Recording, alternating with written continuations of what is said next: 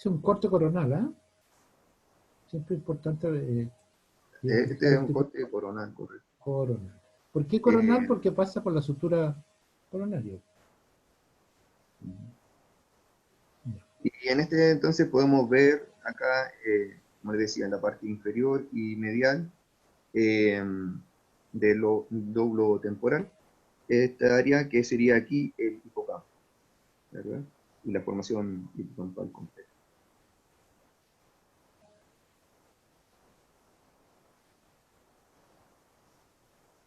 Aquí en una vista como más global y desde lateral, vemos el hipocampo y sus conexiones con otra área, principalmente con áreas del sistema límbico, como lo mostró Amy la semana pasada. Aquí vemos en morado está el hipocampo, en este color como grisáceo, aquí, el giro dentado. El giro dentado que va a seguir ahí, vamos a ver, vamos a formar alguna estructura, o continuarse con alguna estructura. Eh, y la fimbria, que también estaría en esa área, y va a continuarse acá. Que vamos a ver qué sería el fornix. Está muy a la cercanía del cuerpo amigdaliano acá, o la amígdala del cerebro. Eh, y eh, van como proyectándose hacia lateral y anterior, eh, desde el centro acá, donde estarían comunicados con el fornix, ¿verdad? El cuerpo calloso, hacia lateral y hacia anterior. Esa es la forma que tiene.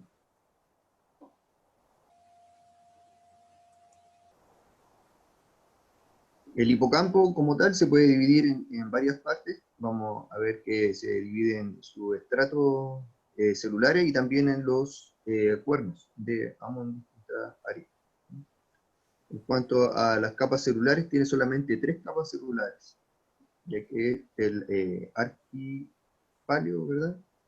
Arquicorteza, no como el resto de la corteza, digamos, suele tener 6 capas. En esta área de la formación hipocampal hay áreas que tienen 3 y eh,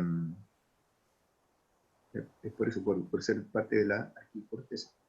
Tenemos un estrato polimorfo que tiene varios tipos de neuronas, por eso el nombre, ¿verdad? Un estrato piramidal que va a ser el principal, eh, eh, como más denso en cuanto y más grande, ¿verdad? Se ve, si uno revisa la área que estábamos viendo acá, esta área oscuras principalmente son los estratos piramidales de cada una de estas cortezas, del giro dentado, del hipocampo y también de la entorrinal.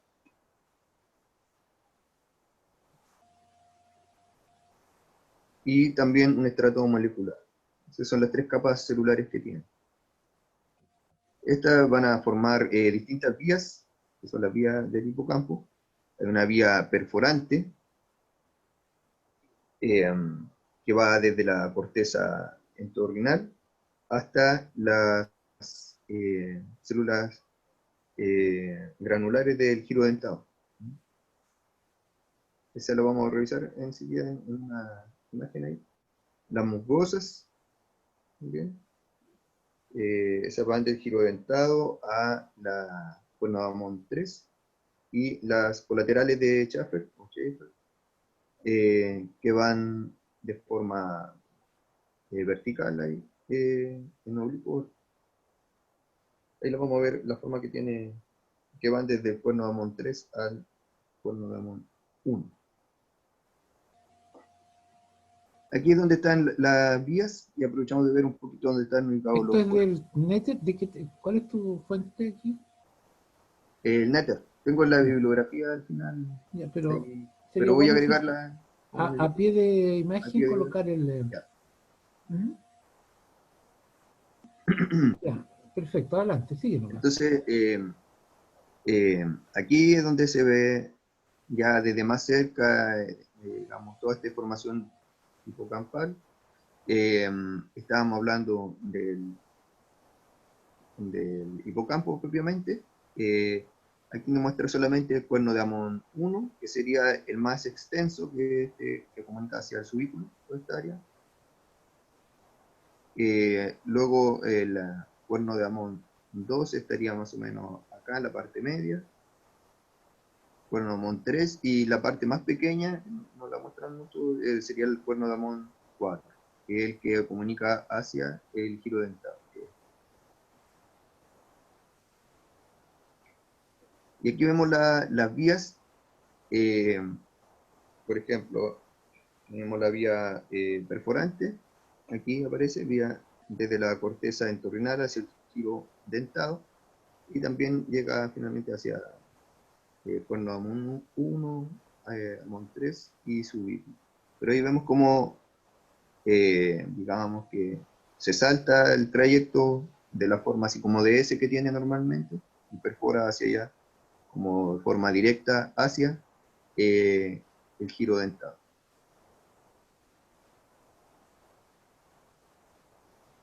Este vía lleva aferencias, o sea, llegan aferencias hacia ella, ¿verdad? Después son eferencias hacia el hipocampo, hacia el giro dentado, ¿no? Pero trae desde aferencias que vienen desde la corteza del cíngulo, eh, corteza de asociación sensitiva, núcleo amigdaliano. Si nos fijamos en estas que menciona aquí, corteza del cíngulo y núcleo amigdaliano, corteza prefrontal, todo esto indica también su participación acá en las emociones, como mencionaba, que era parte del sistema límbico, lo cual está muy relacionado al aprendizaje, ya que el, hipocampo va a guardar una memoria, digamos, de corto plazo, eh, pero uno recuerda de todo en un principio, y dependiendo del grado de emociones o de algo que esté asociado, va a ser que eh, sea como más importante para seleccionarlo, y se guarda como hacia una memoria de largo plazo.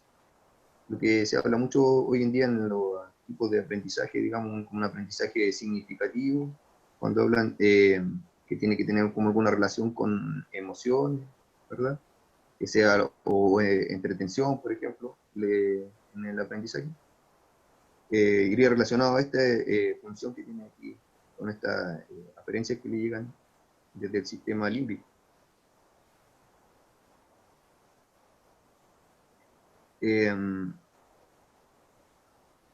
Y vemos entonces que desde estas áreas, varias áreas, bulbo olfatorio también, corteza de la ínsula, corteza prefrontal, que también la habíamos nombrado en cuanto al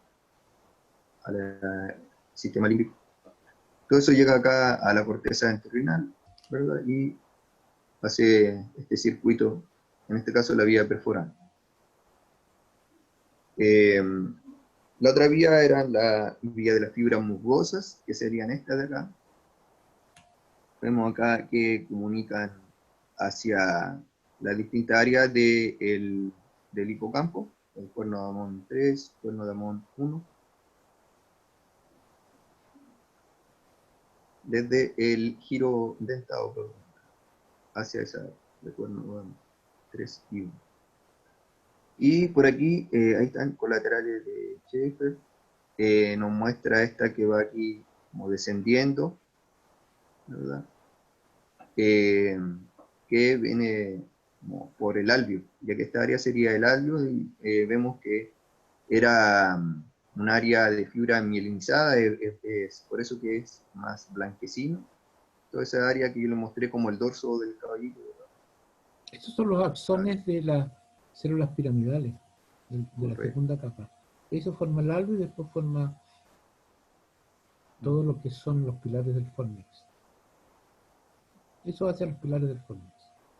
Por Bien. eso que el fornix es la principal vía de conexión o la comisura entre los ambos hipocampos, derecho e izquierdo, y al mismo tiempo del hipocampo hacia los núcleos mamilares del hipotálamo, en sentido anterior a posterior. Adelante, Gracias, sí. doctor. Sí, como dice el doctor, ahí esa va a continuarse hacia el hipocampo después del alveo, la fimbria, y esa al final va a convertirse hacia el hipocampo, digamos. Va a pasar Hacia el fornix, fornix. Eso todo hacia hacia el el fornix, perdón. Sí. Desde fornix. el El hipocampo fornix, hacia el fornix. claro. Eh, Entonces la comisura arquipalial es el fornix. Fornix. Comisura arquipalial. vale. Entre los arquicórtex del hipocampo. Derecho e izquierdo. Adelante.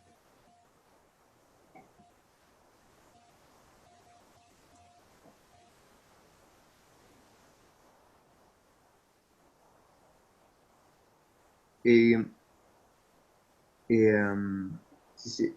Aquí entonces, además de ver estas vías, podríamos identificar mejor la distinta área donde están los cuernos, que sería el cuerno de Amón 1, aquí, ¿No? esta área, que comunica hacia acá, hacia el subículo. Aquí sería el 2, 3 y el 4 sería en esta. Claro. No lo muestra mucho ese como en imágenes No, sí. rotulados. Oye, pero ¿cuáles serían las diferencias entre cuernos de Amón 1, 2, 3 y 4? Sí. Em, la, el cuerno de Amón 1 es la parte que es más grande, ¿verdad? Acá. Em, salía que era como más sensible también a la hipoxia, Claro. ¿sí? Básicamente es la diferencia en la citoarquitectura, o sea, las neuronas del cuerno de Amón 1 tienen diferencias con el cuerno de Amón 2. Diferencias que pueden ser más pronunciadas entre el cuerno de Amón 1 y 2, pero entre el 2, 3 y 4 es muy parecido. O sea, en el fondo es la forma y distribución de las neuronas en cada uno de estos segmentos del cuerno de Amón. Por eso se llama, por eso los patólogos los separaron en 1, 2, 3 y 4, Ujú. de Sí. base a la citoarquitectura. En diferencia en el tipo de célula y en el número de capas también. Correcto. eh, el cuerno de Amón 2 presenta dos capas celulares.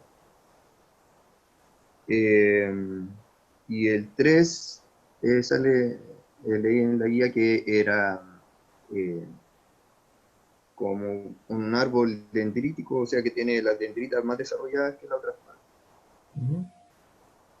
El cuerno de Amón 3. Importante recalcar eso, ¿ya? Bien, bien, vamos. Y del cuerno de Amón 4 decía que no tenía como una organización en particular Claro. de, de sus células.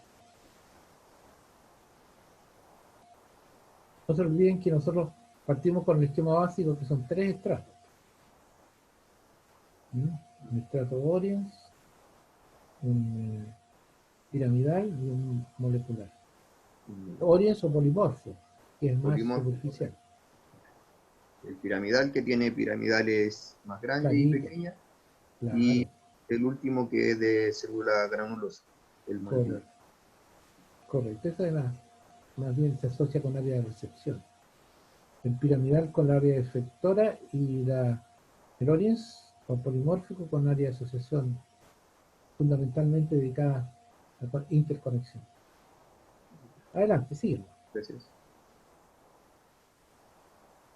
Y tenemos Sí, otra sí. área de la formación hipocampal, la siguiente que sería el giro dentado. Lo anterior sería todo hipocampo, ¿verdad? Eh, el giro dentado, acá lo vemos en esta área de color grisáceo, con esta estructura que ahí muestra que es como con dientes. Eh, Perdón, los antiguos anatomistas le decían el cuerpo abollonado. ah, ya. Eso lo digo, lo comento como curiosidad. Cuerpo Sí, abollonado. abollonado. Adelante. Eh, y este se continúa eh, hacia dorsal, digamos así, hacia, sería superior ¿Ya? y anterior, ¿verdad? A través de primero acá esta área que sería el giro fasciolar y luego el inducium gris, Inducción. que sería el, O hipocampo dorsal también le llaman a la inducción griega. ¿no? Curiosamente, hipocampo dorsal. Aquí en esta imagen aquí vemos también lo que mencionaba el doctor, la fimbria, que sería esta primera parte, lo rojo, se va a continuar con el fornix. Y Para que llegar va a al... comunicar también al cuerpo mamilar. Claro, está clarito. Eh, Ahí vemos en una imagen esta, que tiene una gran densidad de células que se serían principalmente piramidales, que es lo que hace que se vea más gris el giro dentado en la imagen, junto con estas otras áreas que son las que van dibujando los cuernos. Respecto al, a una función que encontré que se determina que, o se ha determinado que está específicamente en esta área, es como a la ubicación o la dimensión temporal, digamos, donde ubica en una línea de tiempo, digamos, un recuerdo. Eso se ha descubierto ahora. Entonces, esta área estaría involucrada al decir tal cosa pasó en este punto y pasó antes que un evento y después que otro, ¿no? Entonces, una ubicación en una línea de tiempo de algún recuerdo, que puede ser más o menos específica, ¿no? Que se recuerde exactamente algunas cosas sí, otras no, pero más o menos ubica ese evento en una línea de tiempo.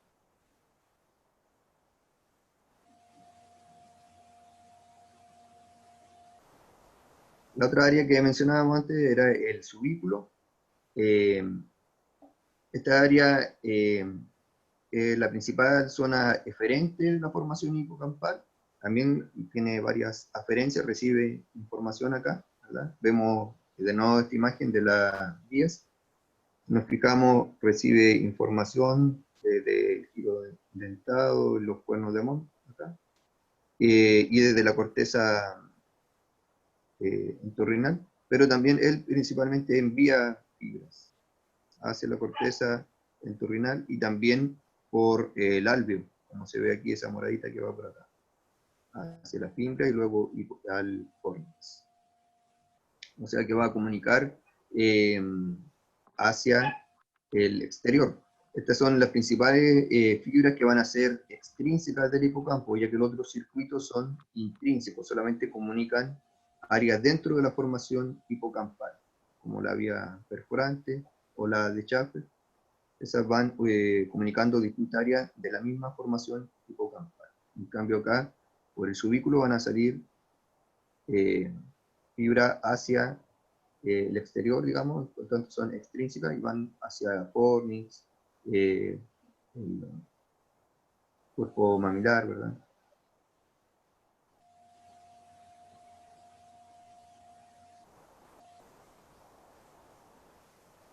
Por último acá, hablar un poco de cómo se afecta, ya que dijimos que el área del hipocampo acá va a estar relacionada con el aprendizaje, la memoria, eh, todo esto en conjunto con el sistema límbico, ya que estaba relacionado a eso, lo que cosas que, por ejemplo, nos gustan, nos interesan, son más fáciles de aprender ya que tienen una emoción relacionada y el hipocampo va finalmente a guardar esa información de forma más detallada que la que no nos interesa mucho. Y esto se va a ver afectado en el caso de la demencia senil, en este caso del Alzheimer, dice enfermedad, aquí nos muestra un caso como avanzado, y hay una reducción completa del encéfalo, donde se ve una aumento en los surcos y fisuras del cráneo, un espacio del cráneo, no del encéfalo, ¿verdad? Y un aumento también en el tamaño de los ventrículos. O sea que hay mayor cantidad de líquido, igual en esta área entra también líquido cerebroespinal. Y como nos muestra acá, una reducción del área hipocampal y de la formación hipocampal completa. Hay áreas, por ejemplo, de la corteza entorrinal que se afectan, que serían relacionadas a la memoria autobiográfica y también de la formación hipocampal acá, que están relacionadas a la ubicación. Hay estudios ahora, en el 2014, salió un estudio que ganó el Nobel, decía, de medicina, que hablaban sobre que era como un GPS interno, áreas del hipocampo, ¿verdad? Por lo que ahí vemos la afectación en el Alzheimer, se reduciría en ese tipo de habilidades, ¿verdad? Que serían la memoria de corto plazo, eso es lo más sencillo, digamos, de memoria, pero también la ubicación, por eso que un paciente con Alzheimer se pierde, no puede memorizar escenarios, como es lo que principalmente sería ahí en ese caso, memorización de escenarios que han recorrido antes, pero ya no los pueden reconocer, no lo recuerdan. Y también de eventos que van teniendo, ya no pueden teniendo esa facilidad de recordar su autobiografía, digamos. A veces tienen un recuerdo muy antiguo y otros que ya van siendo más cercanos o ya se olvidan.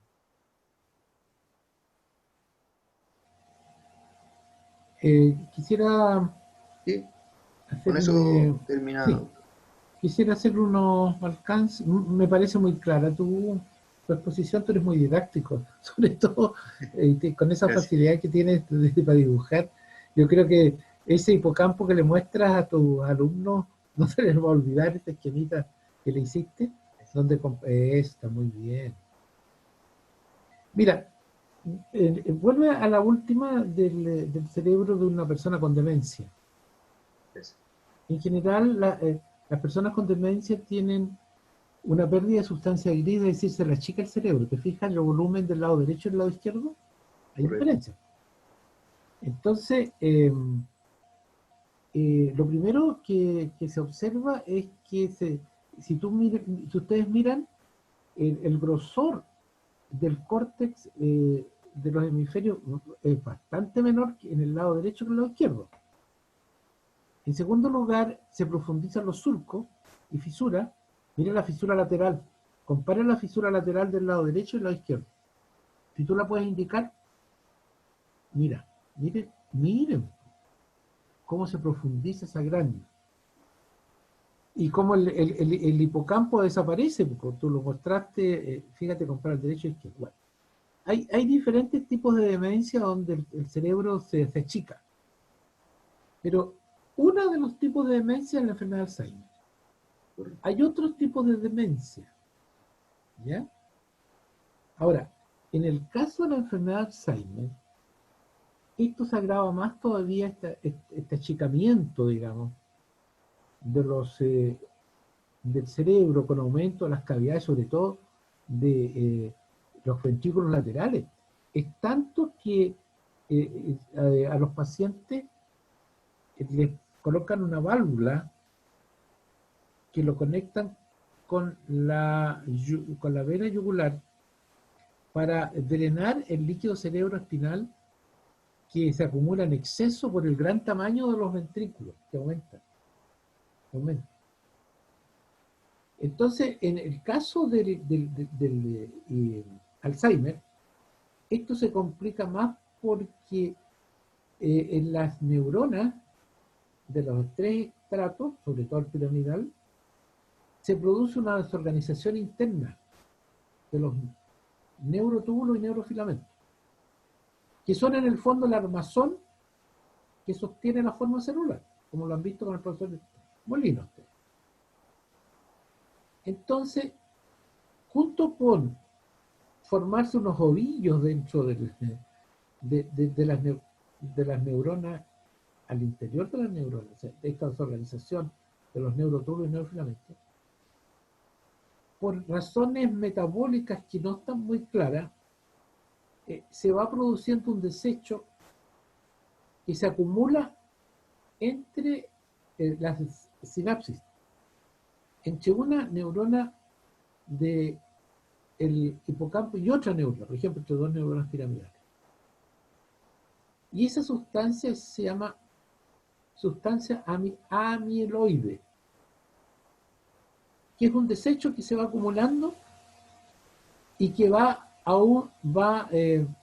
agravando la falta de conexión entre una neurona y otra del hipocampo. Es decir, se pierden los contactos sinápticos. Y por eso que las características del hipocampo, las características funcionales se van perdiendo, ya que el hipocampo, que está en conexión con todos los estímulos que están llegando al córtex cerebral, tiene como rol recibir la información, procesar, encriptar y redistribuir hacia las áreas de asociación, sobre todo terciaria, donde se deposita la información, y esto se relaciona con la memoria a largo plazo, o sea, todos los recuerdos de niños, de adolescentes que tenemos, y aún otros, están almacenados en las áreas de asociación del córtex, en base a información que encriptó. O sea, no se olviden ustedes que la memoria está en la sinapsis. Hay una memoria a corto plazo que produce cambios temporales en la sinapsis. Por ejemplo, recordar un número telefónico, que yo te doy mi número y tú te vas a acordar por 2 o 3 minutos y después se te olvida. Esa es memoria a corto plazo, o sea, es la memoria RAM. Si ustedes entienden un poco, comparamos un poco con el computador. Y entonces, esa información posteriormente es enviada y almacenada en sinapsis del área de asociación terciaria y secundaria también, porque la memoria a largo plazo tiene que ver con cambios estructurales en la sinapsis. O sea, cambios que quedan marcados sobre todo en los canales iónicos. Y la estructura molecular de la sinapsis cambia. Y eso es la memoria. Cambios permanentes en la estructura molecular de la sinapsis. Y la memoria a corto plazo son cambios funcionales, momentáneos, en la sinapsis. Entonces, es importante conocer en primer lugar los diferentes tipos de alteraciones que puede sufrir con la edad, porque hay digamos, cambios patológicos productos de la edad, pero esos cambios patológicos uno los puede rechazar, o sea, cambios fisiológicos, la pérdida de neuronas, la alteración de la sinapsis, la pérdida de la memoria, es propio de la edad, pero uno puede rechazar el proceso si mantiene una actividad intelectual intensa. Y si esto lo acompaña con una buena alimentación saludable y ejercicio, la persona puede mantener sus condiciones intelectuales hasta muy avanzada edad. El ejercicio físico también puede producir, así como el ejercicio intelectual, multiplicación neuronal en ciertas áreas. Y una de las áreas que seguramente lo vamos a ver un ratito más, es de áreas de multiplicación celular en el hipocampo.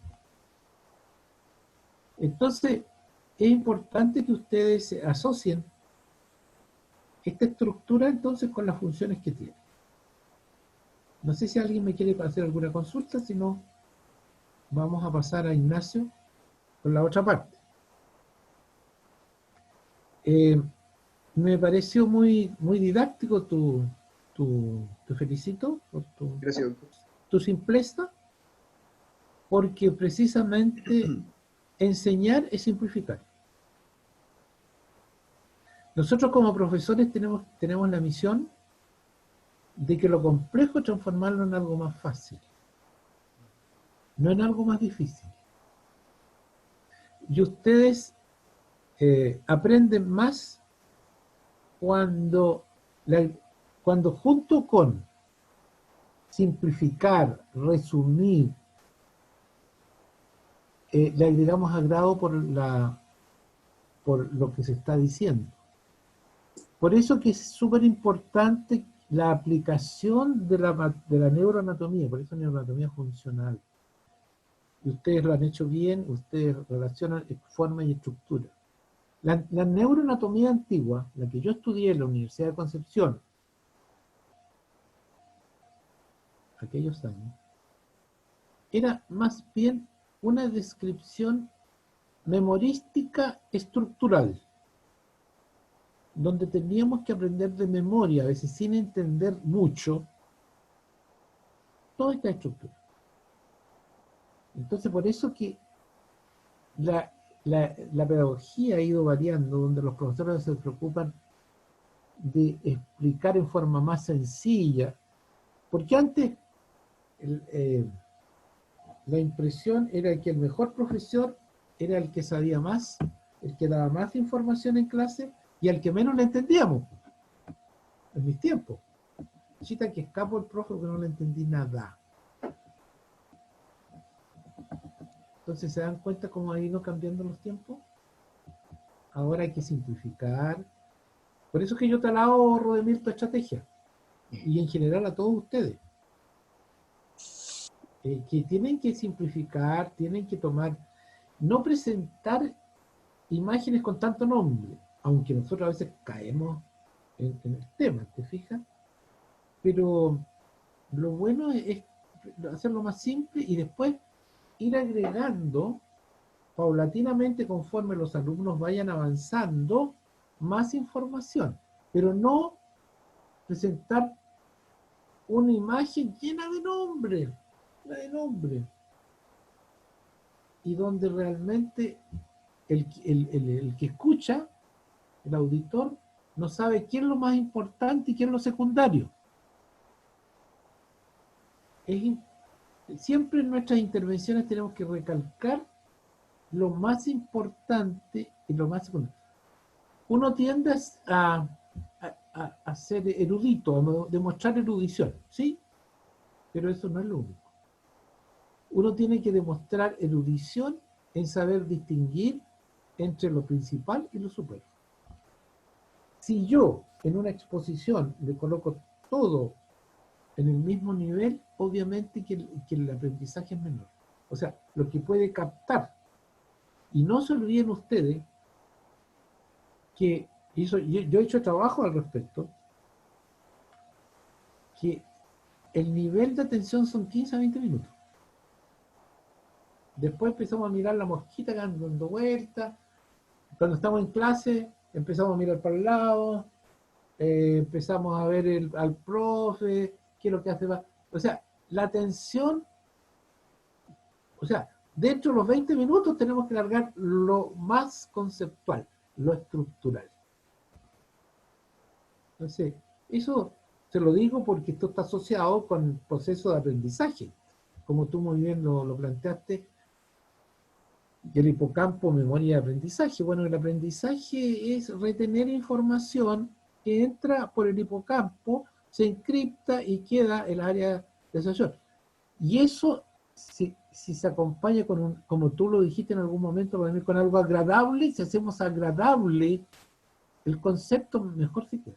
Pero si yo les largo, y esto, bueno, esto entra por un oído y sale por los oídos. Los años de circo me han enseñado algo, aunque a veces uno cae también en errores. Y esta cuestión, el que, el que esté libre de pecado que tiene la primera piedra, o sea, aquí todos caemos en errores, pero mi intención es transmitir lo que yo he visto en estos años de enseñanza universitaria para que ustedes son ya académicos que sepan enseñar a sus alumnos. ¿Mm? Porque ustedes están aquí haciendo su carrera académica, entiendo. Todos tienden a perfeccionar sus conocimientos y ojalá seguirlos repitiendo, pero acompañándolos de investigación, porque ahí uno aplica lo que sabe. Ahí uno se motiva, porque para eso sirve la docencia, y si ustedes lo combinan con la actividad clínica, fantástico. ¿Mm? Todos aquí somos el área de la salud. Así que si ustedes, por ejemplo, relacionan el dolor con las vías del dolor, con las áreas corticales donde se percibe el dolor, donde se ve que el sistema límbico juega un rol importante en la reactividad al dolor. Tenemos que bajar la actividad del sistema límbico para que el paciente esté más tranquilo cuando hacemos procedimientos. Pues sí, es obvio.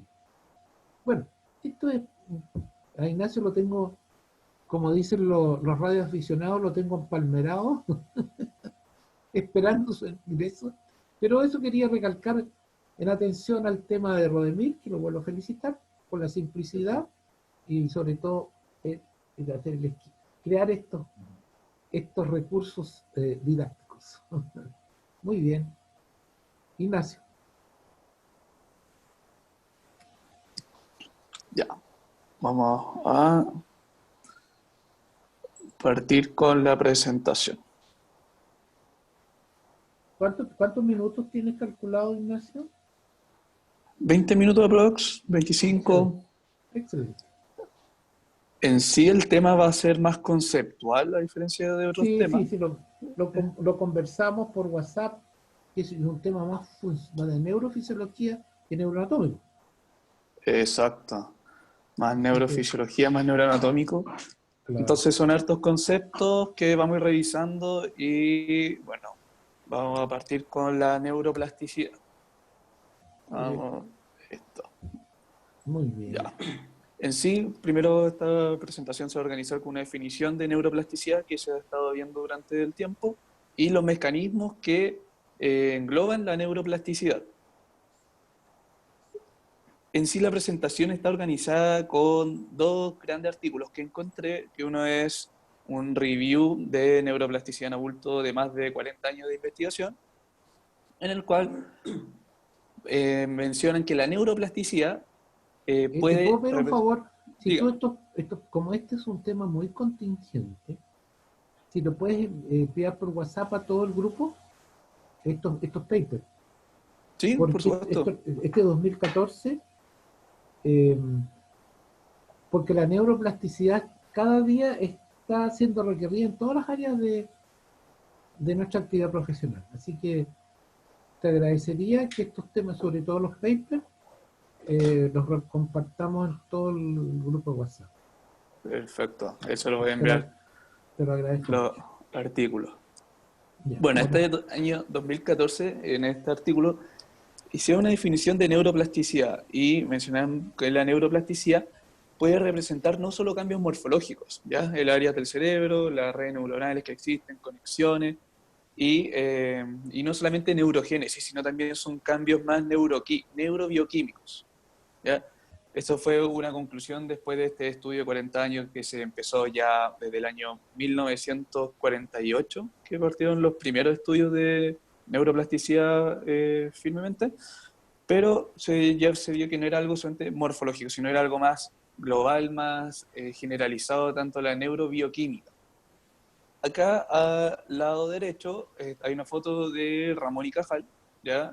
Y lo menciono porque, bueno, dentro de su dogma, cuando definió muy bien el neuroanatomía, ese concepto importante, menciona que las neuronas son unas vías nerviosas que son algo fijo, permanente, inmutable, ¿ya? Que en caso de morir, estas no se pueden regenerar. Pero él ya empieza a hacer algunos indicios, y más que los artículos mencionan como aires para que empezaran a fomentar la investigación en las futuras generaciones, que solo de la ciencia futura depende cambiar este destino de las neuronas, de los tejidos nerviosos, solo si es posible.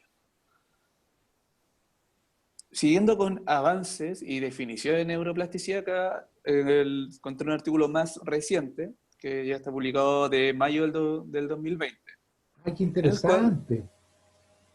van a dar dos definiciones de neuroplasticidad.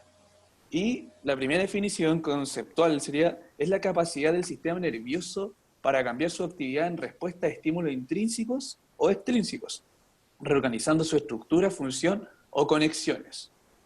Ya, o sea, va a ser la respuesta que va a tener nuestro sistema nervioso ante un estímulo que puede ser desde nuestro mismo organismo o desde el ambiente, reorganizándose, dando una funcionalidad y conexiones distintas, según cómo esté la respuesta en ese minuto. Y una definición más clínica, que es el proceso de cambios cerebrales después de una lesión, que puede ser un traumatismo o un accidente cerebrovascular, que es lo más clásico que se observa en el nivel del sistema nervioso como lesión, pudiendo ser beneficiosos, neutrales o negativos. ¿Ya? ¿Qué importancia esta definición, amigo? Porque esto te representa exactamente lo que es la neuroplasticidad. Exacto, desde el punto de vista del investigador y desde el punto de vista del clínico. Estos son los años 2020. Acá una foto de Donald Hebb, que es el científico, un neuroanatomista que popularizó el concepto de neuroplasticidad, ¿ya? Al año 1849, pero este concepto ya se está hablando de 1890, con William James, en el cual ya hace algunos indicios de que podría existir alguna plasticidad neuronal, y ya finalmente se popularizó con Donald Hebb, en el año 49. Entonces, como les mencionaba, nos va a regir principalmente por un artículo que es del año 2020, y en este artículo habla de mecanismos de neuroplasticidad. Dentro de estos mecanismos los subdivide en dos grupos, uno de generación neuronal o brote colateral y regeneración funcional. La primera división o primer mecanismo está a su vez subdividido en plasticidad sináptica y neurogénesis, ya que son conceptos diferentes para embarcar lo que es neuroplasticidad y la regeneración funcional. Va a haber tres conceptos importantes: equipotencialidad, vicariación y diasquisis. ¿Ya? Los vamos a ver cada uno en la siguiente presentación. Entonces, antes de partir, vamos a ver un poquito cómo es el desarrollo de la neuroplasticidad cuando estamos frente a una lesión. Acá se puede mencionar que la neuroplasticidad tiene tres fases o tres épocas. Las primeras corresponden a las primeras 48 horas cuando ocurre la lesión o el traumatismo. Tenemos un accidente, hay una apoptosis generalizada de las vías cerebrales que están en nuestro sistema nervioso, y este mismo sistema nervioso, nuestro cerebro, va a tratar de mantener las funciones a través de vías secundarias. ¿Ya? Te puedo acotar un poco, no, disculpa que te interrumpa, pero ¿recuerdan el video que les pasé, ese clínico, cuando mostraban un paciente con un ataque cerebrovascular donde hablaba el doctor Pendosa? ¿Se acuerdan ese video que les pasé? O sea, que no se escucharía bien, a lo mejor no se escuchaba bien, pero lo que dicen ahí los clínicos, los neurocirujanos y los neurólogos, que cuando tengan un accidente vascular encefálico, ya sea por isquemia o hemorragia, las 4 primeras horas, las 4 a 5 primeras horas son básicas para eliminar el coágulo, ya sea en forma mecánica o en forma con fármaco, por lo que tú estás planteando. precisamente, porque se producen suplencias funcionales que después pueden quedar permanentes. Pero fíjate que en ese caso que mostramos la vez anterior, de ese video, esa paciente recuperó todas sus funciones y paralelamente el neurocirujano, el doctor Peldosa, mostraba cómo estaba. ¿Se recuerdan la imagen, la angiografía cerebral que mostraba el bloqueo en una zona más blanca y posteriormente que se hizo la extirpación mecánica del coágulo a través de una intervención a través de los vasos? Se veía totalmente negro la zona, o sea, se había recuperado la irrigación. De recuperarse la irrigación, también se recupera la función. Cierro el paréntesis y sigue adelante. Perfecto. Es bien importante, de hecho, el artículo, en sí la presentación va a estar el 2020 y 2014. En el artículo del 2014 mencionan que las primeras 48 horas son, dentro de la importancia, las primeras horas de inflamación. Es súper importante que las células, ¿ya?, que van a hacer neurogénesis, se van a migrar a la zona que presenta un accidente. El tema es el siguiente, que producto de la inflamación que está en ese sector, muchas de esas células no alcanzan a migrar perfectamente, sino son destruidas por los mismos mecanismos de inflamación antes de terminar su migración al tejido que está afectado, que serían estas células con neurogénesis. Bueno, la otra época o la otra fase son las mencionadas como las semanas siguientes. Dentro de esas semanas siguientes vamos a tener una cantidad de células de soporte, en el cual va a haber formación de vías excitatorias e inhibitorias, ¿ya? Va a ser un periodo de transición y después se va a mantener de semanas a meses después, donde va a haber una remodelación de todo este tejido nervioso. Esta remodelación va a presentarse a través de brotes colaterales, brotes de axones, y que van a permitir la reorganización del tejido. Entonces, si podemos dividir la neurogénesis o la neuroplasticidad, la verdad, en tres épocas, sería las primeras 48 horas, semanas que siguen, donde va a haber un intercambio entre vías inhibitorias y excitatorias, y semanas después, cuando se va a reorganizar a través de estos brotes axónicos. Entonces, vamos a ir con nuestra primera definición, nuestro primer mecanismo, que va a ser la regeneración neuronal o el brote colateral. Para que se dé esta regeneración neuronal o brote colateral es necesario que esté presente la plasticidad sináptica y la neurogénesis. Primero que todo, la plasticidad sináptica la vamos a definir como la capacidad de realizar cambios duraderos y dependientes de la experiencia de la fuerza de las conexiones, o sea, en este caso de la sinapsis, y a través de un concepto súper importante que lo mencionan ya desde el año 1960, que es de 70, que es el potenciación a largo plazo. ¿Cómo nace este concepto de potenciación a largo plazo? Fue el año 1973, cuando Tim Bliss y Dr. Lomo, a través de estudios en giros dentados de hipocampo de conejos, hacían estimulaciones, ¿ya? Hicieron estimulaciones hasta que en un punto empezaron a ver si estimulamos esta zona, el giro dentado, y después aplicamos otra potenciación un poco más fuerte, vieron que las neuronas, la potenciación, se mantenía por muchos más minutos en vez de lo que es por un puro impulso, que son segundos, ¿ya? Eso lo definieron como potenciación a largo plazo. Y esa potenciación a largo plazo, a través de estudios posteriores, vieron que presentaban una mayor cantidad de receptores las neuronas postsinápticas. A diferencia de un potencial normal, donde yo estimulo, esta reacción dura unos milisegundos y después desaparece, esta potenciación a largo plazo realizaba cambios en el cual había una plasticidad, había un mayor número de receptores postsinápticos, manteniéndose la respuesta a lo largo del tiempo. Ese sería nuestro primer concepto de la plasticidad sináptica. Y ahí cómo fue estudiado a través de giros dentados del hipocampo, en este caso de conejos, en el año 1973. Entonces, como les mencioné, va a ser la capacidad de realizar cambios duraderos y dependientes de la experiencia de la fuerza. O sea, acá depende del estímulo, la cantidad de estímulo que estemos aplicando en nuestra sinapsis. Otro concepto importante es la neurogénesis. Ya dentro de nuestra regeneración neuronal, vamos a ver que, bueno, primeramente, como les mencioné al comienzo de la presentación, Ramón y Cajal hablaba que el patrimonio neuronal era inmutable, o sea, si el número de neuronas que tenemos, no, en caso de morir, no se va a recuperar, no se va a regenerar, ¿ya? Es inmutable, no, es un número fijo. Ese concepto se mantuvo por harto tiempo, hasta que se realizó un experimento por Joseph Altman, en el cual evidenció signos de neurogénesis en ratas. ¿Ya? Ese fue el primer indicio que ya no empezó a hablar de que las neuronas, el tejido nervioso podía presentar esta capacidad de recuperarse, y fue a través de estudios en ratones.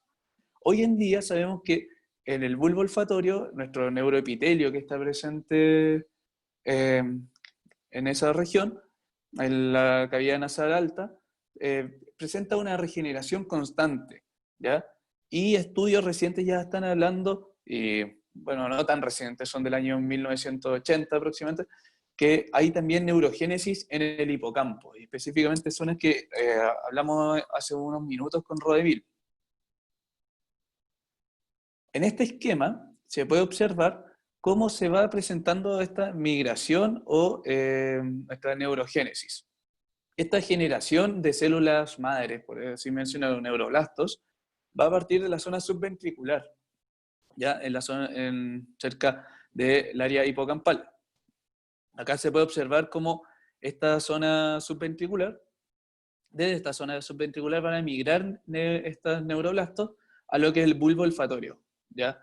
Hay que tener en consideración que para que esté este mecanismo necesitamos algunos moduladores positivos. Por ejemplo, ambientalmente tienen que ser estímulos que favorezcan eso, el aprendizaje, el ejercicio, estrógenos, antidepresivos. Como mencionaba también el doctor que anteriormente, como la actividad física, la buena alimentación, va a favorecer esta capacidad neuronal. Otra zona donde se está presentando neurogénesis es en el giro dentado, ¿ya? En el giro dentado del hipocampo. Entonces, acá en este esquema de abajo, mencionan cómo uno puede pensar, si tengo neurogénesis, sería súper fácil el mecanismo que si frente a una lesión se estaría regenerando constantemente, si hay evidencia que hay. El tema es que cuando una de estas células parte su neurogénesis pasa por distintos procesos, ya que lo mencionan como A, B, C, D, y al final de un total de células, pongamos de un total de 10 células, al final una va a ser neurogénesis y el resto va a entrar a un estado de latencia. ¿Ya? Eso es lo que un poco menciona este estudio respecto y los estudios, lo que se vio en las revisiones durante estos 40 años. Pero lo importante es que hay evidencia que hay estímulo de neurogénesis en el bulbo olfatorio y en el giro dentado.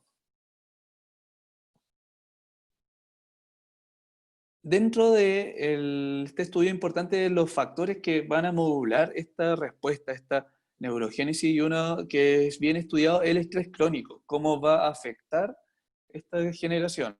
Bueno, hubo mucha discusión respecto a al estrés crónico y la neurogénesis, y se vio lo siguiente a través de muchos estudios.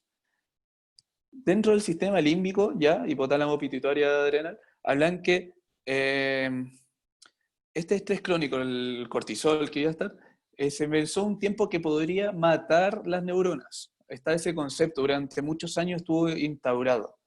Pero después, con el paso de los tiempos, se vio que no había una muerte de neuronas, sino que habían cambios morfológicos a través de estos mecanismos, que sería el cortisol a través que se está produciendo por estrés. Y esos cambios morfológicos se pueden definir como la regresión de las dendritas de las neuronas piramidales del cuerno de Amon 3, que lo revisamos hace unos minutos con Rodemil. El estrés crónico se vio que hacía una regresión, una retracción de las dendritas de estas células, de estas neuronas, en esta zona. Pero, en contraparte, también se vio que a nivel de la amígdala había un refuerzo del complejo vasolateral, ¿ya? O sea, tenemos áreas donde se ve afectado morfológicamente nuestras neuronas, pero en otras hay un refuerzo positivo, así, por así decirlo, a través de este estímulo negativo, el cerebro en algunas zonas como la amígdala va a responder de forma favorable. Entonces, como les mencionaba, hubo mucho tiempo que se pensaba que el estrés crónico iba a matar las neuronas en el hipocampo. Se está esa duda, hasta que se corroboró que no, que solamente son cambios morfológicos. Y de hecho hablan respecto que la apoptosis en el hipocampo es un proceso muy raro, ¿ya? No es común que pase. De hecho, en personas que están con episodios de depresión o estrés, se ve que el número de neuronas no difiere en un sujeto sano, ¿ya? O sea, no hay una relación de depresión y apoptosis en el hipocampo. Eso sí se ve que a través de estrés, depresión y los glucocorticoides, habían cambios morfológicos, que era la reducción de dendritas dentro del cuerno de Amon 3 y había una alteración del neuropilo. Y bueno, para recordar dónde estamos ubicados, el cuerno de Amon 3, como mencionó acá Rodemil, que sería en esta zona, ya inferior a lo que sería el giro dentado, acá, fue principalmente. Recordemos el cuerno de Amon 3 y el cuerno de Amon 1, ¿ya? Las siguientes investigaciones que se han hecho durante el tiempo han comparado estas dos regiones, Amon 3 y Amon 1, respecto a la respuesta de la neurogénesis. Siguiendo con las conversaciones respecto si la neurogénesis es un proceso que se da o no, se ha visto en otros animales que está presente. Un ejemplo es este pajarito, ¿ya? Que es un tipo de canario, Pinzón cebra, no, ahí Rodemil me puede ayudar si es o no, es la especie, que hablan que la característica de estos pájaros que tiene una neurogénesis, una plasticidad neuronal, cuando está cerca de su periodo de apareamiento, ¿ya? Se vio que las neuronas que están con las funciones vocales de su canto para poder llamar a la hembra para el apareamiento, se vio que había un vínculo entre comportamiento y aprendizaje del canto y producción de nuevas neuronas, ¿ya? Y que principalmente el número de neuronas podía variar en estación. O sea, ya estamos hablando que la evidencia muestra en otros animales que el número de neuronas no es algo fijo, sino puede variar según la cantidad de estímulo que esté presente. En este caso, en este tipo de animal, en la estación, y ya cuando está cerca de su periodo reproductivo, va a presentar un mayor número de neuronas que le da la facilidad de producir ese canto, que probablemente en otro momento del año no lo realiza, ¿ya? También se ha visto que esto se puede ir influenciado por hormonas tiroideas como la testosterona, en este caso de este animal. Entonces los siguientes estudios que siguen avanzando van principalmente de la mano como de estos animales, si solamente se mantiene alguna especie o es algo transversal, tanto para el pez, el chimpancé, hasta el humano. Y es lo que la línea investigativa quiere corroborar, que es la neurogénesis y el fenómeno de plasticidad neuronal sea algo transversal. Y eso es lo que, como les comentaba. Entonces, investigaciones en mamíferos superiores, hay indicios de neuroblastos que se diferencian de interneuronas, ¿ya? En otros tipos de mamíferos, ya hablando de forma ya no solamente humano, de dejar claro eso. Hay indicios que de neuroblastos se diferencian en interneuronas, ¿ya? Y como les mencionaba, zonas con neurogénesis que se han podido evidenciar a través de estudios en la zona subventricular y el giro dentado del hipocampo, ¿ya? Sin mencionar acá el bulbo olfatorio. Pero algo que hace importante y recalcan en estos estudios es que a diferencia de otros animales, por ejemplo el pez que presenta una plasticidad neuronal muy alta, en el humano o otros tipos de mamíferos, la tasa de neurogénesis va disminuyendo con la edad, ¿ya? O sea, la neurogénesis en la temprana infancia va a ser diferente cuando ya estemos en la adolescencia o cuando ya estemos en un periodo adulto. Esta tasa de neurogénesis va disminuyendo. Y eso hay que dejar claro algo que nos diferencia con otro tipo de mamíferos.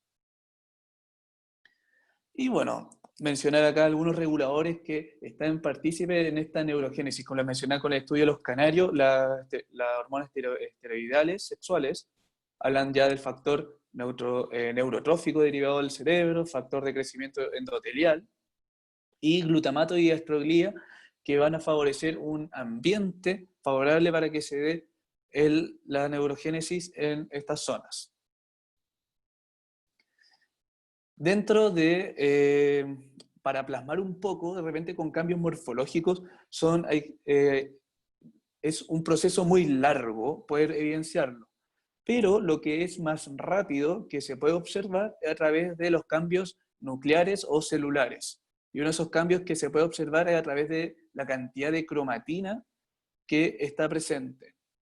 ¿Ya? Como lo hemos visto en algunos de los ramos de biología, se han estudiado células y frente a estímulos. En este caso se estudiaron dos tipos de células, una control, uno de C1 y cuerno MON 1 y cuerno MON 3, y a través de animales estresados se vio cuál respondía cuál respondía con una neurogénesis. En este caso se vio que había una mayor cantidad de heterocromatina, que acá se puede observar, a diferencia del cuerno MON 1, en su contraparte que sería el 3.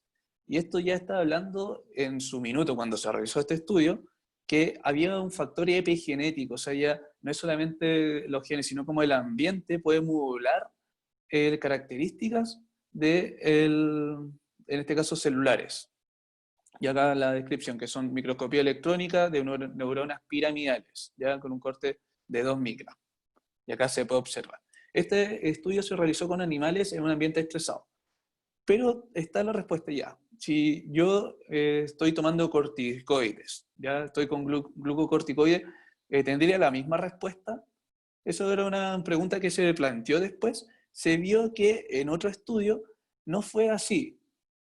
La respuesta con cortisol fue mayor la cantidad de heterocromatina en el cuerno de MON 1 a diferencia del cuerno de MON 3. ¿Ya? Entonces, acá el tratamiento, a diferencia de lo que se vio en el otro estudio microscópico, no se correlacionaba a través el estrés en sí con el cortisol, sino que van a llegar a distintas áreas de este hipocampo. Y es lo que hoy día se está viendo en los estudios. Listo con el primer mecanismo, ahora vamos a hablar de la regeneración funcional. Y la regeneración funcional tiene estos tres conceptos que los vamos a ver en detalle. La equipotencialidad es un concepto que nos hace referencia a lo siguiente. Cuando se daña un área del cerebro, el lado opuesto podría sostener la función perdida. ¿Ya? Este concepto fue puesto por Paul Broca, ya un neuroanatomista muy importante, como sabemos, que pudo evidenciar y analizar que las lesiones en la niñez tienen mucho más plasticidad de parte del individuo, a diferencia del adulto. O sea, un niño tiene la capacidad de, si tiene un daño en un lado, un hemisferio o un área específica, puede ser compensada por su lado opuesto a diferencia de un adulto. Otro concepto importante es la vicariación, ¿ya? Y la vicariación es la reorganización de otras partes del cerebro para alcanzar las funciones que no estaban destinadas. O sea, como de repente una lesión en cierta área va a hacer que otra área externa, que no tenía esa función principal, va a suplir función. Y eso se ha podido evidenciar a través de estudios con resonancia magnética, ya inmunología de resonancia magnética, a través de un estudio de los siguientes investigadores, con hemisferioctomía, donde se podían observar que habían áreas corticales que estaban se reorganizaban para realizar ciertas funciones, y que también se puede observar en otros estudios donde la corteza primaria motoria post un accidente cerebrovascular. El último concepto es la diasquisis, y la diasquisis habla precisamente que el daño en una parte del cerebro podría causar una pérdida de la función en otra área debido a sus conexiones. O sea, de repente esto se observó como un área, por ejemplo, tenemos afectado sector A, cómo va a ser, cómo puede llegar a afectar al sector D, por así mencionarlo, y esto es por precisamente las conexiones que presentan. Entonces, eso es el concepto de diasquisis. Esto fue descrito por Constantin von Monaco, y bueno, un ejemplo es la hipoperfusión del tálamo ipsilateral por accidente cerebrovascular de la arteria cerebral media, donde se podía observar que había un 20% que había una correlación de cómo se afectaba por esta zona del hipotálamo, o sea, del tálamo, cómo se afectaba, siendo que no tenía una irrigación directa. Y esto se escribía principalmente porque había una pérdida de estos neurotransmisores que producía una neurotoxicidad y degeneración retrógrada en las neuronas. Entonces, bueno, acá los clasifican tipo de diasquisis, cómo van a ser afectadas distintas zonas que precisamente no están con una conexión. Y bueno, un reposo es similar a este mecanismo que les mencioné. La funcional son áreas de diasquisis cuando se activa otra parte del cerebro. O sea, recordemos que el cerebro puede estar, una área se puede activar y después puede activar sucesivamente otra. A través de conexión, que es la pérdida de fuerza del cambio de la ruta, y de conectoma, ¿ya? Acá me quiero detener principalmente en el concepto de conectoma, que es cómo ha estado avanzando un poco lo que es los estudios neuroanatómicos y sus conexiones. Y el conectoma es principalmente un mapa de las rutas, los axones y las áreas del cerebro. Y esto lo hace a través de un grupo de nodos, que sería, por ejemplo, un área, y cómo van a estar conectados. Y acá hay un ejemplo de un conectoma. ¿Ya? Este es un proyecto conectoma humano, donde se puede observar los puntos rojos, donde son distintas áreas, y cómo estas líneas azules van a representar el grado de conexión entre estos distintos nodos. Y mientras mayor grosor tengan estas líneas, tienen mayor fuerza y mayor conexión estas distintas áreas. Y esto es lo que hoy día se está observando y se está investigando, como distintas áreas del cerebro, a través de distinta información, distintos estudios, están viendo la cantidad de correlación que presentan. Bueno, ya para terminar, hablar un poquito cómo se está viendo la rehabilitación con la neuroplasticidad. Y un ejemplo son con los miembros fantasma. Recordemos que los miembros fantasma es, y principalmente la terapia de espejo con los miembros fantasma es cuando alguien pierde o le amputan una parte de su cuerpo. Por ejemplo, muy clásico los heridos de posguerra, que pierden una extremidad, por ejemplo la izquierda, pero tienen la derecha. ¿Ya? Acá la terapia en espejo habla principalmente que el individuo tiene que realizar sus actividades con su miembro funcional, o sea, el miembro que tiene, pero tiene que imaginar que su otro miembro que está con una prótesis está realizando también las mismas acciones. Y eso se ha visto que ha habido un aumento y una activación en la conectividad de la red frontoparietal. Otra terapia es la terapia de movimiento inducido por restricción, donde principalmente a pacientes con accidente cerebrovascular se les restringe su extremidad funcional, que es diferente a lo que vimos anteriormente. Y esto después se analizó con resonancias magnéticas, donde había una mayor cantidad de corteza, una mayor actividad en la corteza premotora y somatosensorial. Como esto va produciendo una activación y una neuroplasticidad. Otros estudios ya están hablando de fármacos que van a favorecer esta plasticidad, y uno son los inhibidores selectivos de la recaptación de serotonina, como la fluoxetina. Otros tenemos de la recaptación de serotonina y noradrenalina, como la duloxetina, agonista colinérgico, y antagonistas glutaminérgicos, parciales como la amantadina. El concepto ya final sería plasticidad desadaptativa. ¿Y qué puede ser una plasticidad desadaptativa?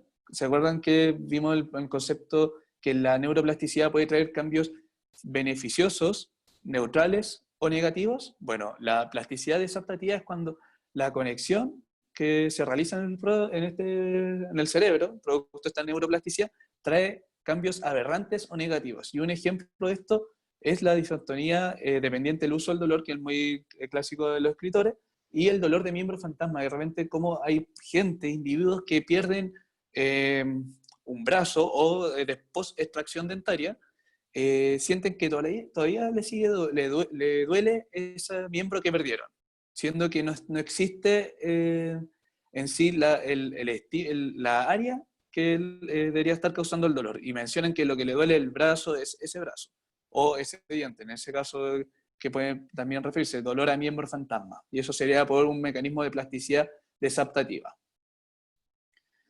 Y bueno, las líneas investigativas actuales están a través de cambios con la musicoterapia, cómo esto va a fomentar el aprendizaje y la memoria, el ejercicio, las dietas saludables, cómo van a inducir estos factores a la plasticidad neuronal, la neurogénesis, la reducción del estrés y evitar la privación del sueño. Conclusiones, bueno, un enfoque de equipo interprofesionales otorgará una mejor rehabilitación a estos pacientes, en un caso que es lo que apunta el día de mañana la neuroplasticidad, que el paciente que tuvo un accidente cerebrovascular o un traumatismo pueda recuperar sus funciones y a través de esto fomentando a través de todas estas terapias la plasticidad, y que, bueno, faltan estudios para determinar plasticidad en especies superiores, en este caso en los humanos. Hay estudios que avalan en mamíferos inferiores, pero todavía nos falta un poco más para llegar a conclusiones en los humanos. Y eso fue precisamente la presentación. Muy bien, muy claro, muy preciso, sobre todo actualizado. Lo que más me agrada es que tú tienes estos papers que son tu respaldo y hay conceptos interesantísimos que has expuesto y te felicito por ello. Ahora, del punto de vista práctico, nosotros ya lo habíamos adelantado un poquitito con la intervención de Rodemil, que el ejercicio ayuda muchísimo a la multiplicación neuronal. La actividad cerebral significa mucho el mantener la salud de las neuronas. Y cuando esos elementos no están presentes, obviamente la salud neuronal baja. Y es más, los odontólogos han comprobado que en ratones que se le han hecho extracciones múltiples o seriadas, se le han sacado todos los dientes, y posteriormente se hace un estudio de el patrimonio neuronal, el número de neuronas en el núcleo del tracto espinal del trigémino. Se observa que se atrofian la mayor parte de las neuronas del núcleo del tracto espinal del trigémino al faltar las piezas dentarias. Ese es un claro indicio de que perdida la función, se pierde la neurona que controla la función o que recibe o se relaciona con esa función a nivel del sistema nervioso central. O sea, estimados odontólogos, cuando ustedes hacen extracciones, destruyen neuronas en el núcleo del tracto espinal. Ese es un ejemplo, entonces, la relación estrecha entre la función, entre la salud del órgano inervado y la neurona.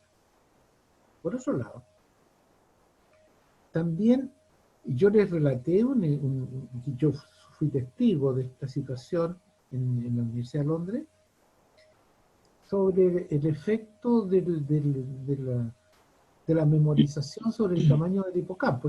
¿Recuerdan que yo les hablé de ese tema? ¿Lo recuerdan ustedes o no? ¿De los taxistas de Londres? Sí. Ya. Sí. Entonces, el hipocampo era de mayor tamaño. ¿Por qué razón? Porque ellos tienen que rendir un examen semestral donde tienen que recordar la ubicación y los nombres de las calles de Londres. Entonces, obviamente que el estímulo intelectual produce un aumento del patrimonio neuronal en ciertas áreas, por ejemplo en el hipocampo, en el giro dentado, y por qué no decirlo en el bulbo olfatorio también. Y si esto lo acompañamos con ejercicio físico, el ejercicio físico mejora la irrigación, libera encefalinas, endorfinas, es decir, todos estos neurotransmisores del agrado que te hacen dormir mejor. Y el sueño es importantísimo en la salud neuronal. Las personas bajo estrés, las personas que duermen poco, entonces tienen problemas, empiezan a tener problemas de memoria y de Profesor, depresión. Sí, cómo no. quería saber si puedo hacer una consulta a Ignacio. O sea, me pareció... ¿Cómo no? Me Por parece supuesto. Sí, está muy bien o sea, que... me pareció súper buena presentación, muy, muy completa y muy interesante. Quería hacer una consulta con respecto, cuando hablas de la neurogénesis, hablas de que el estrés, los niveles de cortisol no tenían una incidencia en cuanto a la destrucción de las neuronas, a la apoptosis. Y le quería preguntar, porque habían cambios morfológicos. ¿Esos cambios morfológicos son transitorios, son reversibles o son permanentes? Y lo pregunto porque tengo como... Yo he tenido por un harto tiempo un trastorno de ansiedad generalizado y yo notaba que tenía dificultades o como para la memoria, para ese tipo de actividades. Y, y me daba cuenta de eso. Entonces, por eso que le estoy preguntando si esos cambios morfológicos que hay en las neuronas son permanentes o son reversibles. Sé que sabe eso. Mira, los estudios principales que se revisaban, les inducían a estrés, ya este individuo, y después se hacía el estudio histológico correspondiente. En general, ya al hacer el estudio histológico, o sea, el sujeto eh, no se mantenía. No mencionaban si esto era permanente o no, ¿ya? Ya. Lo que sí mencionaban es que no hay una muerte, que mucho tiempo se pensaba que la persona deprimida o con depresión se le iban a morir las neuronas, ¿ya? Por un estudio que se vio con unos primates, donde se cambió de ambiente, estos primates se deprimieron mucho, se estresaron, y al tiempo después falleció. Entonces se hizo una correlación errónea de estrés con muerte neuronal, lo cual después de muchos estudios se corroboró que no hay una muerte neuronal. La apoptosis es un proceso súper raro en el hipocampo. De hecho, hay otras áreas del cerebro que presentan más apoptosis que el hipocampo frente a un momento de depresión o estrés, ¿ya? Pero así puedo investigarlo, de salir también la bibliografía a una revisión, qué pasa con los sujetos post momentos de estrés. Ignacio, Si hay una regeneración o muerte, o sea, si hay un cambio al final a su estado normal. Porque tú decías que disminuían las dendritas. Las dendritas había como una regresión. Hay una regresión de las dendritas y a la vez se reforzaban parte de la amígdala. Ay, Ignacio, Amy, ¿sí? ¿Se escucha? sí, te escucho. Bien. Sí, te consulto respecto a lo mismo que dice Marco, en realidad, por lo que puedo entender, por lo que tú nos explicabas, este igual va a ser un proceso dinámico y donde van a intervenir factores que van a promover ciertos procesos y otros que los van a inhibir. Y dependiendo de estos factores que vamos a tener resultados beneficiosos, neutros o negativos. Tal vez estos procesos, si bien pueden ser estimulados, y generan estos efectos negativos, tal vez puedan haber otros que efectivamente generen quizás no una regresión, pero sí una plasticidad beneficiosa. Sí, pues, de hecho, pongamos el mismo ejemplo del estrés, que el estrés en estos individuos ya causó un efecto negativo en la reducción de la dendrita, pero también hizo un efecto positivo, o sea, hubo mayor cantidad de arbolización de las neuronas vasolaterales de la amígdala. Otros factores que influyen positivamente son, que se ha visto, la musicoterapia, dentro de los niños como el aprendizaje o para reforzar memoria, el ejercicio, son factores beneficiosos dentro de la plasticidad. O sea, es tan plástico el sistema nervioso central que uno puede recuperar funciones que pueden estar un poco alteradas, por ejemplo, por el estrés o la depresión. Y eso, por eso ahí está, mira, y eso lo conversamos siempre con con los residentes de psiquiatría, que yo les hago también la neuro. La psicoterapia versus la farmacoterapia. Obviamente, que ¿qué es lo que hace uno cuando va al psiquiatra y tiene una depresión? Le dan remedio, farmacoterapia. Que en el fondo tienden a mantener ciertos neurotransmisores mayor tiempo en la sinapsis. Serotonina, ¿cierto? Por poner un ejemplo. Pero la psicoterapia tiene un efecto a nivel de las sinapsis, recuperación de sinapsis o formación de nuevas sinapsis. Entonces, ahí está la fluoxetina, justamente. Ahí lo pusiste, ¿cierto? De recaptación de serotonina. Inhibidores de recaptación de serotonina, agonistas colinérgicos y antagonistas glutaminérgicos. Ya. Entonces, es tan dinámico el sistema nervioso donde también se dan factores de epigenética. ¿Qué significa? Que cambios ambientales pueden producir cambios a nivel del ADN, haciendo que cambie la estructura del órgano, la función del órgano. Y uno también lo relaciona con la actividad que relacionamos, que realizamos permanentemente. En caso de los odontólogos, hay personas que no tienen mucha habilidad psicomotriz, pero con la repetición crean habilidades psicomotrices. Y a veces de mejor calidad que los que están dotados de una habilidad psicomotriz innata. Entonces, esa refrán tan antiguo, la función crea el órgano, no está tan lejana. Por ejemplo, si hay personas que les cuesta las matemáticas y uno le contrata a un profesor que le haga matemáticas y al chico le empieza a gustar las matemáticas, los chicos se vuelven buenos por las matemáticas. Es decir, todo esto que tenemos aquí adentro es tremendamente plástico. Está cambiando todos los días. Estamos creando nuevas sinapsis. Las sinapsis yo me las imagino siempre como filamentos que están haciendo un medio y que se andan buscando con el apoyo. Hay células de glía, ¿cierto? Como la microglia que sirve de guía para que se conecte. Este axón conecta dendrita. Entonces, ¿cómo les digo? Como colorario, como deducción, tenemos que tener mucha fe en lo que tenemos dentro del cerebro. Si nosotros lo cuidamos con ejercicio intelectual, lo cuidamos con ejercicio físico, ahora difícil. Fíjense, algo personal. Yo normalmente soy persona que le gusta caminar.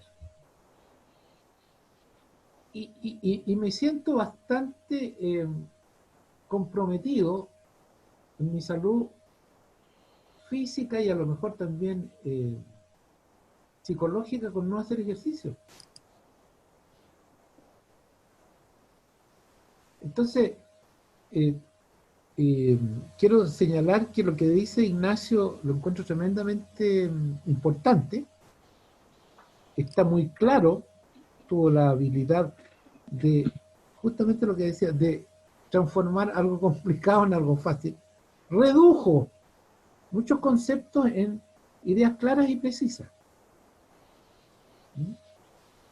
Entonces yo considero que hemos dado un tremendo paso adelante con los seminarios de ustedes en general, porque han tenido, y que estoy terminando con los seminarios y ahora viene el repaso, la habilidad de captar lo esencial y sobre todo actualizar muchos conceptos.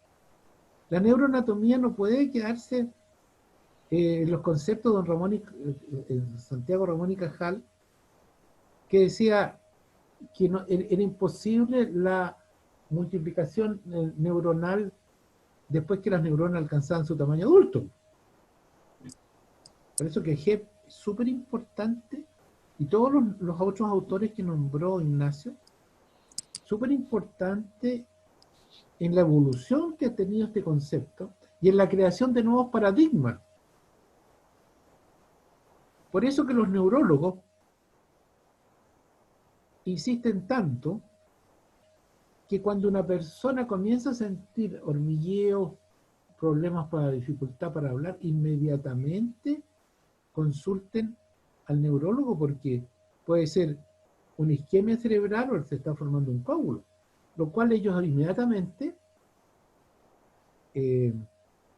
hacen una destrucción del coágulo con anticoagulantes.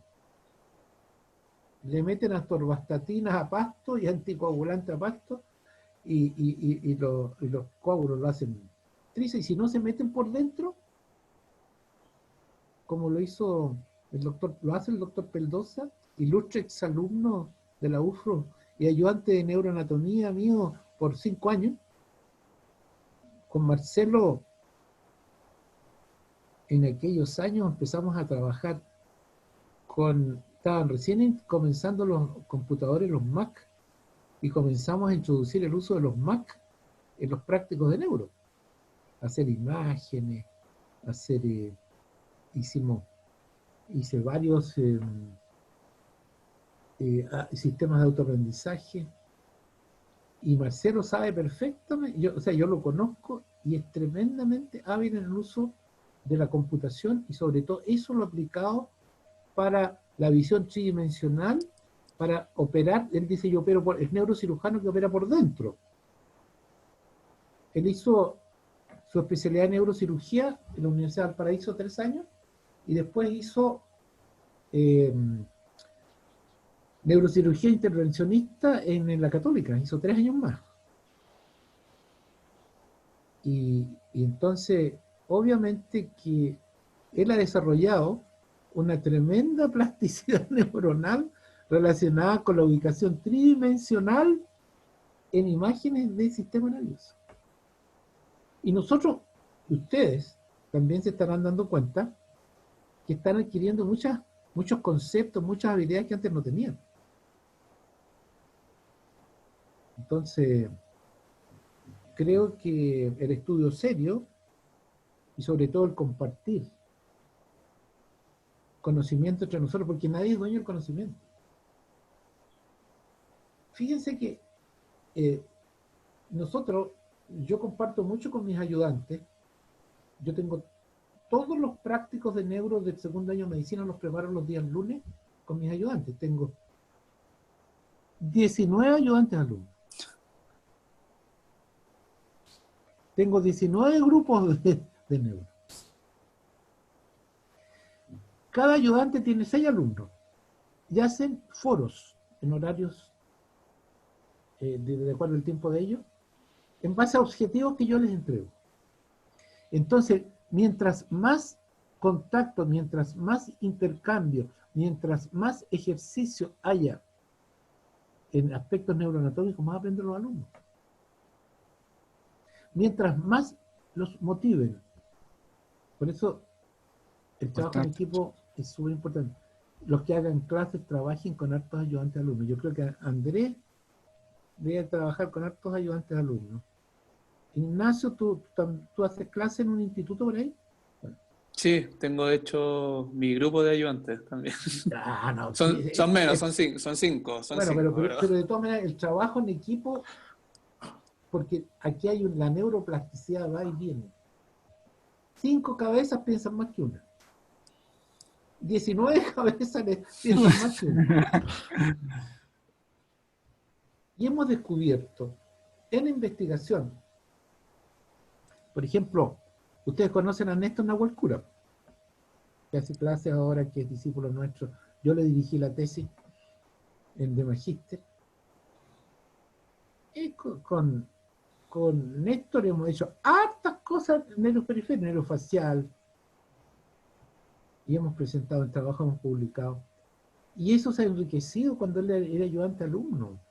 Hay alumnos de odontología, de medicina de tercero o cuarto año que trabajan con nosotros en investigación arriba en el segundo piso. Y aportan tremendo. O sea, el aporte, la neuroplasticidad se va cultivando día a día. ¿Ahí está Jorge? Sí. Que ustedes Sí, tienen está. que... Ya me está haciendo así. No lo veo, sí. No lo veo. Bueno, ya entrará. Jorge, puedes entrar nomás.